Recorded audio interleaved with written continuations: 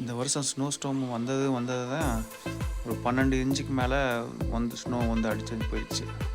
பார்த்தீங்கன்னா நீயே பாருங்கள் எந்த அளவுக்கு காரை ஃபுல்லாக கவர் பண்ணியிருக்கணும். பார்த்தீங்களா, காலையில் எழுந்திரிச்சு வந்து பார்த்தா நாள் நைட்டு அடுத்த நாள் பகல் ஃபுல்லாக ஸ்னோ விழுந்து இது 2வது நாள் போய் பார்க்கும்போது எவ்வளோ இருக்குது பாருங்கள். பாதை இதெல்லாம் கார் மேக்ஸிமம் எல்லாமே டயரு முக்கால்வாசி கார் ஃபுல்லாக மூழ்கிடுச்சு ஸ்னோலேயும். இதை எப்படி க்ளீன் பண்ணணும்? அடுத்து இது இப்படியே விட்டமாக வெயில் அடிச்சிச்சுன்னா ஃபுல்லாக ஐஸாக மாறிடும். அதுக்கப்புறம் க்ளீன் பண்ணுறது ரொம்ப கஷ்டமாயிடும். அதனால் ஒரு வழியாக பல குளிரும் தாங்கிட்டு இவ்வளோ நான் 3 லேயரு மேலே எல்லாமே 3 லேயருக்கு மேலே போட்டு ஒரு 20 நிமிஷம் ஆச்சு இது கம்ப்ளீட்டாக க்ளீன் பண்ணுறதுக்கு. பாருங்கள் அதுக்கப்புறம் எப்படி இருக்கு க்ளீன் பண்ணுங்க. அட்லீஸ்ட் நம்ம வேலை முடிஞ்சது.